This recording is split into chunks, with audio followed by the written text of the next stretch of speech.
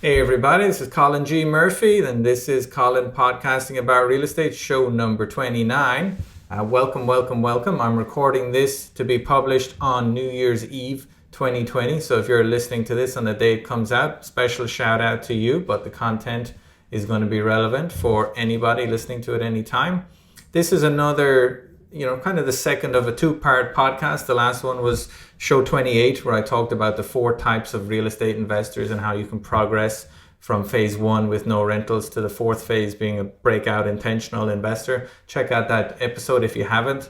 This is another one, which is just me talking for the next 25 or 30 minutes, if that's okay. But I put a lot of thought into this one, and this show is going to be about the 5 most important questions investors should be asking themselves and the answers to them. And this is through my own experience buying and selling real estate over the last 15 years all over the US and internationally. I've done 350 fix and flips in the Tampa, Florida market in the last 4 or 5 years alone, and love real estate, love talking about it, love learning from people, and love helping people. And, over the years, I've spoken to probably thousands of buyers, sellers, landlords, property managers, lenders, realtors, contractors, you name it. And during all those conversationals, I've probably asked or been asked almost every kind of question you can imagine related to real estate. So I've done my best to distill that experience into the 5 most important questions and answers relevant to real estate investors. And I think it's a good way of kind of structuring it if you're thinking about either getting started on your real estate journey or accelerating it, whether you've got 0 rentals and you want to get to 2, or you've got 2 rentals and you really want to buy another 3 or 4 or 5 this year. Thinking about the questions and the answers to this, I think it should help you. So just diving straight in. The first question people should be asking themselves when embarking on their real estate journey or the next phase of your real estate journey is simply, what are the best areas and property types to invest in? What are the best areas and property types to invest in? And, obviously the USA is a huge and a very diverse market, and there's a very wide range of locations and property types that would make solid long-term investments. I personally invest in multiple US states, including Florida, obviously, but also places like Alabama and Ohio and a couple other places. But I apply strict rules to them all. And whether I'm wholesaling, flipping, holding, the properties I purchase almost always meet this criteria. The price is generally at least 20% below median home prices in that county. And I'm not talking about I'm buying all prices at a 20% discount. I'm talking about if the average price of a property fixed up is $250,000, I want to be buying properties in a slightly different location within that same county where the average price is about $200,000, so about 20% lower. So I want to be slightly below the mean. I don't want to be at the mean. I don't want to be above the mean. If I'm investing in rental properties, I want to be slightly lower than the mean. So if the median price of a property is $200,000 in a certain area, you might want to look for subdivisions where they're priced at the 150, 160, 170,000 range. There's just higher demand, always one row below the middle of the ladder. Okay. In terms of locations that I target, regardless if they're in Florida or anywhere else, I like to target low density suburban neighborhoods that are at least 50% owner occupied. And again, they're just safer. There's more buyers, there's more sellers, there's more rental demand in these low density suburban neighborhoods. So I avoid rural areas, I avoid high density urban areas, I avoid areas where it's all renters, where 80 or 90% of the occupants in a certain neighborhood are renters. I stay away from those. I prefer to have exit strategies that are owner occupiers. I prefer to have rental properties in areas that are majority owner occupied. They just tend to be nicer. They tend to have better curb appeal. They tend to hold their values a little better over the long term as well. Construction wise, I prefer concrete block. I don't like buying wood frame homes, and that applies to brand new homes as well, by the way. I certainly don't like 1920s or 1930s homes, because it can give you a lot of problems. I mean, obviously those properties can give you problems because they're old, but also frame construction can give you issues with wood rot, with termites, with the framing, the foundations, they can be problematic, whereas concrete block, it's going to last a lot longer than you are. So I tend to go with those, and that goes for new build as well. If I'm buying new build, I prefer to buy new build concrete block rather than new build frame, and you can get both these days. In terms of the age of the property, I avoid very old properties, and for me, old is before 1970, don't buy anything built before 1970. I mean, I might buy something built in the late 1960s, but basically 1970s, 1980s, 1990s. That's what I prefer. They tend to have less or zero issues with the plumbing, with the electrics, with the foundations, with the windows, with the roof trusses. So just easier properties to own long term. When you start getting older, 60, 70, 80 years old, you tend to have a lot of potential problems during your ownership. I mean, if you're fixing and flipping it or wholesaling it, you can certainly get away with it. But if you want to own those properties, and you don't want to have to rewire a house or repipe a house or replace all the windows. These are extremely high ticket items that can cause a big dent in your operating income for multiple years. So that's what I do. In terms of the types of properties, I simply like buying single family homes and 2 to 4 unit multifamilies. I know there's lots of ways you can make money in real estate by buying condos, buying apartment communities, buying townhomes, commercial, industrial, retail, you name it.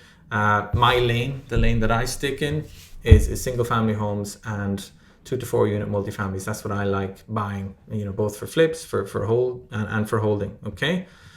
So homes that tick those boxes, and let me just go through them very quickly again. Priced at least 20% below the median home prices in that county, located in low density suburban neighborhoods that are at least 50% owner occupied.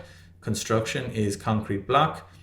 They're 1970s or newer, and they're single and 2 to 4 unit multifamilies. Homes that check those boxes are what I call Goldilocks properties. They're neither too expensive nor too cheap.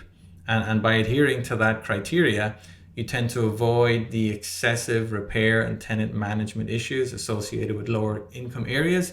You tend to avoid the lower returns and more sensitive house prices in the higher income areas. Okay, so if you want to own properties that naturally have the highest rental and resale demand, then the place to position yourself is slightly below the median. And whether the economy goes up, down, or sideways, there's always demand for properties in that category, always. And so, between 2015 and 2020, I invested in nothing but affordable single family homes in lower middle class areas. And my business partners and I renovated more than 350 of them throughout Tampa, Florida. It's not the sexiest part of the market, but I'll tell you, it was steady and it was profitable. And it just represents a formula that can be replicated in many towns and cities throughout the country. So no matter where you live in the USA, I think you can find areas that check all of those boxes probably within an hour of where you live. And if you're overseas as well, if I've got any European listeners and Australian listeners and Asian listeners, which I do, and hello to you, I'm sure you can find that type of inventory in your area too. It's suburban concrete block homes are pretty par for the course in most developed countries. So, that's the first question. What are the best areas and property types? The second question you should be asking yourself before taking the plunge is, what due diligence do you need to do before purchasing a home? And obviously you could write an entire book on that subject, and you can buy books on that subject if you go to Amazon or Bigger Pockets. But I think you can avoid most mistakes by following 6 simple steps. Step number 1, and it seems very obvious, but a lot of people don't do it, is visit the area. I'm always surprised by the number of people who buy a property sight unseen. If you're going to spend a 6-figure sum on an investment, why not take 24 to 36 hours of your time and spend $1,000 on a flight and a hotel?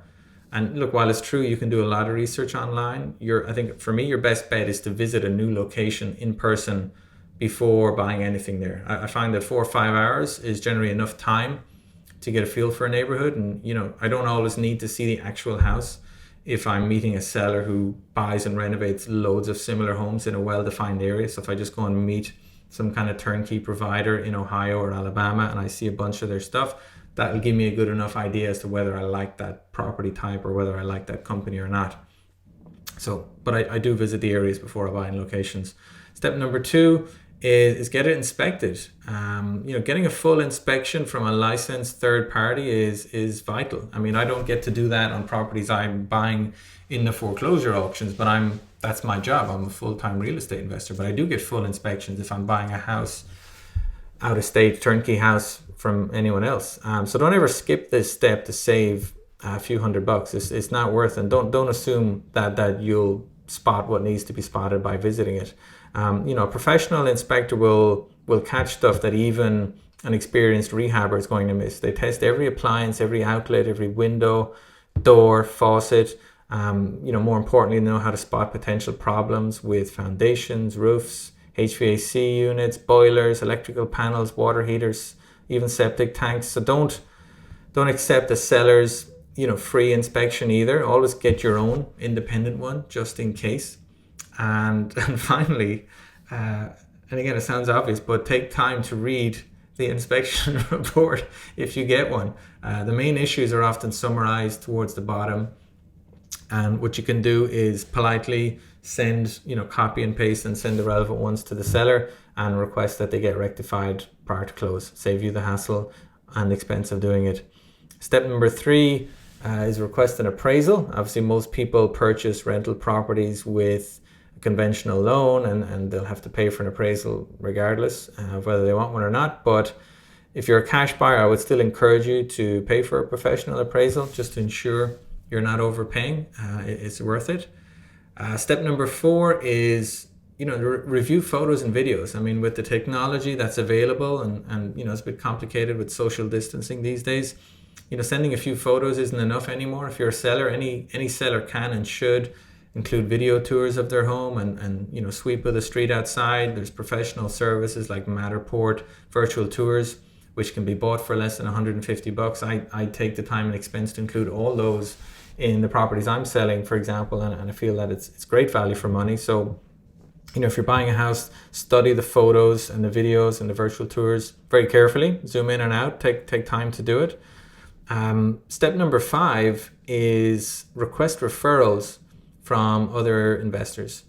So if you're buying a house from some kind of turnkey specialist who's selling a lot of houses to investors, then you should request a list of 3 or 4 referrals and actually follow up and have conversations with them. Most investors are very happy to give referrals. I mean, I've certainly have in the past, and a lot of people have given referrals for me as well, and people are happy to chat to people that are thinking of following in their footsteps. So again, we're talking about a 6-figure investment, so spending an hour or 2 on the phone with some people that have already done it in the same area is an excellent use of your time. That's good value for money. That's productive use of your time. So just ask them about the service they received before, during, and after the purchase. Ask them about their property management, any unexpected repairs or vacancies, and whether they would invest again. Basic stuff, but it's important.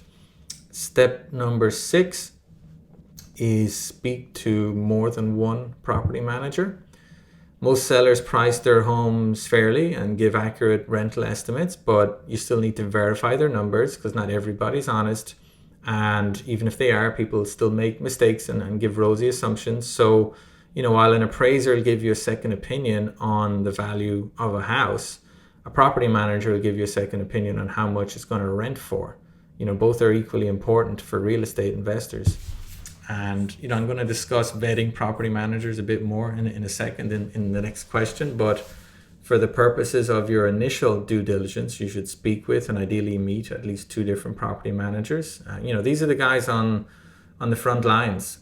And if you're considering specific houses, their feedback on those neighborhoods and tenant profiles and rent values is, in my experience, very important. Okay, so that's question 2, the due diligence you should do before purchasing a home. And that includes, just to summarize, visiting the area, getting it inspected, getting it appraised, reviewing photos and videos very carefully, requesting referrals from other investors, and speaking properly to more than one property manager. And so, speaking of property managers, question number 3, and this is key to giving yourself a chance of success, is how do you vet and choose a good property manager. And it's difficult to exaggerate the importance of property managers. Depending on their skill and professionalism, they can turn a fantastic house into a chronically bad rental, or they can turn just like an ugly plain house into a rock solid income generator. I've bought some ugly houses that are rock solid income generators thanks to very good property managers. But at the same time, I've kissed my fair share of property management frogs, and if you want to find a good one, you need to vet them carefully. Obviously sometimes sellers have their own property management firms, and sometimes these firms are the best option. But I would advise you to verify this before committing to what is a long-term relationship. And vetting managers, property managers, boils down to speaking to several candidates, asking the right questions, and taking note of their answers and comparing them. And you should base your decision on those answers, and maybe your gut feelings as well if you have some experience with it. So I ask potential managers several questions, generally starting with their experience, such as how long have you been a property manager? How many units do you currently have under management? How far is your geographic spread? Then I also ask if they market properties as a broker and if they personally invest in real estate in that area. After that, I dive into the fees, like what are your management fees? What do you charge for recruiting new tenants? What do you charge for monitoring and maintaining vacant units? Finally, I'll ask them about filling vacancies and managing tenants. And some of those questions would be, what's the average length of time it takes to fill a vacancy? What's your process for screening prospects? What do your lease and landlord agreements look like? And can you send me a copy? What do your landlord reports look like? And how often do you send them? What's the best way for tenants to contact you? What's your late rent policy? What percentage of tenants do you have to evict? These are all very important questions you should be asking every property manager before committing to a relationship with them. And if you want to find this stuff in more detail that I'm talking about today, just go to my website, colininvestments.com, and check out the report section. Okay. So that's question 3, how to vet a good property manager. Lots of questions you can be asking them. And again, you can just email them and wait for the response. Question 4, and I'm going to dig deep into this one, but question 4 is how much money should you set aside for vacancies, maintenance, and capital expenditures? Okay, 3 very different things. And before you even begin investing in rental properties, you should first of all have a solid handle on your own personal finances at home. You should have at least 6 months reserves in your bank account at all times that cover your costs, your family's costs, your family expenses, your mortgage payments, your school fees, your groceries, your car payments, your Netflix. Work out what you're spending every month and have 6 months reserves set aside. That's not for investing. That's your rainy day money. Okay, it shouldn't be used for investing. It shouldn't be used for discretionary spending. And so once you have that in place, then, which I'm sure a lot of you do, or most of you do, once you have that in place, then you need to consider the correct amount to invest from the excess funds you've saved. And to manage this, I recommend that you create an investment checking account that's totally separate from your day-to-day banking account. So have an account that's just for investing. Okay. For example, if your household spends, you spend $6,000 a month on your mortgage and groceries and whatever, your main checking account should always have a minimum balance of $36,000. And once that balance gets a lot higher, maybe up to 50,000, then you can start transferring excess funds into a separate investment bank account. And that's when the real wealth building can start, once you get there, and it can accelerate. And there's, in terms of vacancies and maintenance reserves, there's a lot of ways to manage this. Some investors set aside, 5 or 10% of their gross rents every month and keep them in a reserve account. That's fine. Others set aside a lump sum at the beginning and use it whenever necessary. And I'm in the latter camp. Whenever I buy a new rental, I set aside the equivalent of 6 months reserves for that rental, which would include typically the mortgage, the insurance, the property taxes, property management fees, and I add it to the balance of reserves in the rest of the portfolio. Okay, so if a rental might rent for $1,300 a month and all the running costs are $1,000 a month, I will set aside $6,000 in a reserve account to cover vacancy and maintenance. Okay, that's the way I do it. And so whenever you have a repair or a vacancy period, you have the option of using those funds to cover them. They act like a safety net, and they provide a lot of peace of mind as well. So there's nothing worse, and I'm sure a lot of you can empathize with this, there's nothing worse than dipping into your own personal checking account to cover unexpected expenses from a rental. Another thing, it can cause a lot of stress between spouses. It's much better to have reserves for these inevitable expenses in a separate investment account. So do that if you have rentals and you're not separating it. Please do open a separate account and put all the rental stuff, income and expenses, in that account. So if I have $100,000 in my investment account and a reserve balance of $35,000, then that means I have 65 available to invest. Some people might have $100,000 saved and they think I can buy stuff using this $100,000, but I think it's more prudent to subtract first the reserves, the 6 months of reserves first from the properties you currently own, and then invest what's left over after that. Okay. And in terms of CapEx, capital expenditures, that's a little more complicated than keeping reserves for minor vacancies or repairs. And in my experience, most investors don't give it enough thought and don't adequately plan for it. And you can get away with not giving it much thought or planning for it if you have 2 or 3 rentals. But if you have more, or if you aim to have more, then you do need to take it seriously. So capital expenditures are not the same as expenses. They're not, they're different. A house with a new roof is worth more than a similar house with a 20-year-old roof. Same goes for a house with a 15-year-old kitchen compared to a similar house with a brand new kitchen. So the CapEx is money you spend that typically improves the house, that keeps that income stream going. Okay, so let's look at another example. Like servicing the HVAC unit is a routine expense. Every summer in Florida, ACs break, especially in rentals, and you got to spend a few $100 to service them. That's an expense. But if you have to replace the HVAC unit at the end of its useful life, that's a capital expenditure. So you should treat CapEx as a necessary investment to preserve and increase the value and income generating potential of your assets. That's what it is. Imagine for a minute that you owned or worked for a company that had a 300 unit apartment complex. Okay, a lot of people own those types of investments. There's no way you could efficiently run an investment like that unless you had very accurate lifespans and replacement budgets for roofs, HVACs, floors, kitchen appliances, bathroom vanities, paint.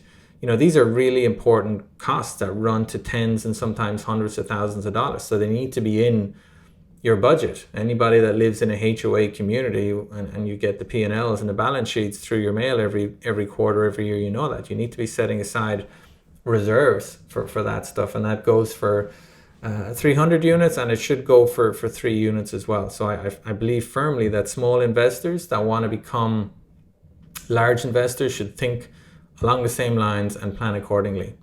And let me give you a couple of simple examples. So if you own a house with a roof that has an estimated 5 years remaining of useful life, and you know that a new roof costs about $10,000, then you should ideally be setting aside $2,000 a year to build up the funds for that capital expense, so that you have them in your reserve account. You have that $10,000 in 5 years, and that's what it's for. You use it to replace the roof. And if it's in 4 years or 6 years, it's okay. You've most of it there, but you don't want to have that surprise of just scrambling to find $10,000 to just replace a roof. And again, you can get away with that with 1 or 2 rentals, but if you have more, you need to have a better handle on your numbers than that. Another example, a smaller example, is if your bedroom carpets last an average of 3 years and cost about $1,500 to replace them, then you should be setting aside $500 a year to cover that expense in 3 years' time. And that's normal, and that's prudent. And also the age and build quality and the location of a house will affect how you budget for capital expenditures. I mostly invest in 30 or 40-year-old concrete block single family homes in Tampa, Florida. And my reserve requirements will be lower than someone who owns an 80-year-old house in Cleveland. And they'll be higher than someone who owns a 5-year-old house in Dallas. So it depends on what you own. I mean, in terms of what I personally calculate, this is a short version of what I use for rentals in Tampa, Florida. An architectural shingle roof, lifespan of 25 years, kitchen cabinets and countertops, about 15 years, kitchen appliances, 5 years, HVAC units, about 14 years, water heaters, 12 years, bathrooms, 10 years, carpeted floors, 3 years, vinyl floors, 8 years, tile floors, 20 years, interior paint, 4 years, exterior paint, 8 years. That's most of the main ones. So my advice is just to draw up a simple spreadsheet with 3 columns. One column is the item, second column is the lifespan, and the third column is the replacement cost. And from that, you can extrapolate the annual amount that you should set aside for CapEx. And again, that's separate from your investment funds, and it's separate from your vacancy and maintenance funds. So every area is different. And if you're not sure what the cost, the replacement cost, and the lifespan is in your components of your rentals, just speak to a property inspector, speak to a property manager, speak to local rehabbers regarding the useful remaining life and the replacement cost for all these CapEx items. And then just monitor your spreadsheet and adjust your investable funds accordingly. So, for example, if you have $100,000 in your investment account and you've $20,000 set aside for expenses, and you've $10,000 that you set aside annually for CapEx, that means you've $70,000 available to invest now. And that's assuming you can continue topping up that account with another $10,000 for CapEx next year. So, if this concept is new to you, might sound a little more complicated than it is, but it's not. I maintain a multi-state rental portfolio. Generally takes me an hour or less to monitor the income, expenses, and reserve requirements every month. So that's a brief insight into the systems and processes I use, but I have some additional tools that I can share. And if you want to chat to me about them, or if you want to see what spreadsheets and what tools I use to monitor that, just go to the website, colininvestments.com, scroll to the bottom of the homepage and reserve a call. All right. So what's next? So that's question 4. That was a big one. That was how do you set aside money for vacancies, maintenance, and capital expenditures? So question number 5 is slightly different, but it's also very relevant to a lot of people and hopefully a lot of listeners. And that's, how do you overcome analysis paralysis? And, ironically, the people struggling most to get started or get momentum in real estate are often among the most educated and passionate and detail-oriented people. A lot of IT people or engineers seem to be very vulnerable to analysis paralysis. And I think the main factors that cause it, and again, it's a situational thing that causes it. It's not necessarily your personality. It's often the situation you're in, and it's easy to change it. But what causes it is basically information overload, tendency to extreme risk avoidance, spending too much time in front of a computer screen, and too little time in the field actually looking at houses. And remember that your first investment is often the most difficult in terms of the emotional courage needed. So I think social factors play a much bigger role in analysis paralysis than most people realize.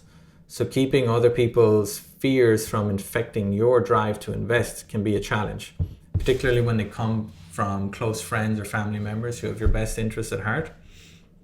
There's a great book that I read a few years ago called The Millionaire Real Estate Investor. It's a very well-known book, and I recommend you check it out. But there's this large section at the back of the book that has these mini biographies of different people. And one of the one that stuck with me the most was this story of a young woman who was told by her father that she was too young when she approached him for a loan for a down payment on her first rental property. And to her great credit, this young lady took it in her stride and simply said, "I know, Dad. I just wanted to give you first refusal," which is a very brave thing to say. And a lot of young ladies wouldn't be able to say that to their fathers. If their fathers said, I think you're too young, a lot of people would just kind of stop doing whatever they're planning to do. But this lady said, I know you think I'm too young, but I just wanted to give you first refusal. And after that, she went ahead and just found the funds elsewhere. And fast forward 10 years, this same person now owns 5 single family homes, 2 duplexes, 6 condos, and an 18-unit apartment building. So tip of the hat to that young lady. I can't remember her name, but you'll find it in the mini biography section on the back of Millionaire Real Estate Investor.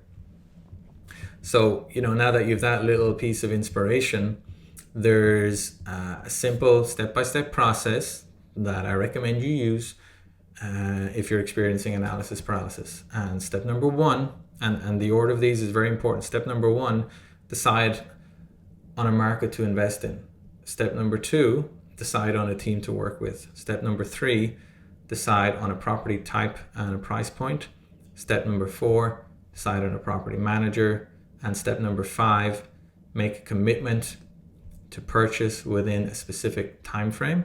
And finally, step number 6 is analyze individual houses. So did you notice that I put looking at individual houses last on the list? Okay, it's because researching random houses in multiple markets from multiple sellers, that's a great way to overload yourself with unnecessary information. So, put it the other way around. And I went into more detail on this in show 28, by the way, if you want to check that out. But again, the recommended steps to get through analysis paralysis. First step, decide on a market to invest in. Second step, decide on a team to work with. Then decide on a property type and price point. Then decide on a property manager. Then you make a commitment to purchase within a specific time frame. And then you look at analyze individual houses that meet the criteria you've established before it. And once you get started and you gain some momentum, you'll be amazed at what you can achieve in a short space of time. My advice is to align yourself with people that are doing something similar. Keep moving towards a specific goal and don't overreact every time you encounter bumps on the road. That's just how it works, and just get used to them.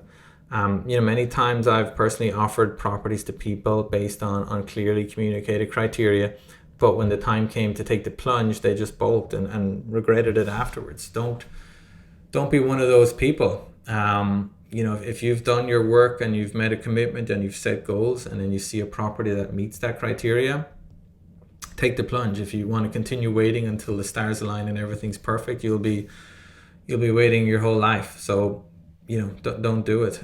Just get started. That's the main thing. So I think I covered a lot of ground in this special podcast, and I talked about the best areas to invest in, the due diligence you should do before purchasing, the best way to vet a property manager, the funds you should be setting aside for expenses and vacancies and CapEx, and the simple steps you can follow to overcome analysis paralysis. So, to someone who's hasn't invested before, has only bought 1 or 2 rentals, that might all sound very daunting and very next level, but please believe me when I say it's not. Real estate looks a lot more complicated from the outside than it does from the inside. It's the only industry I'm aware of where you can become properly wealthy and financially free without being blessed with a high IQ or a freakish work ethic. And in many ways, getting past the first 1 or 2 rentals is the hardest part of all. After that, it gets a lot easier. All you need to do, really, it boils down to maintaining a healthy attitude to learning, taking action, and finding ways to network with like-minded people. That's where it all starts. Healthy attitude to learning, action-taking mindset, and finding ways always to network with like-minded people. So if you can do that in 2021 and beyond, I think you'll be well on your way to doing very exciting things in the real estate markets, and I would certainly encourage you to go for it. I've received a lot of help in my real estate journey, and I continue to receive a lot of help and advice from people that are smarter than me and more successful than me, and I also enjoy helping people on their real estate journeys. So if you'd like me to help you a little bit on yours, just ask. Go to the website colininvestments.com, COLIN investments.com.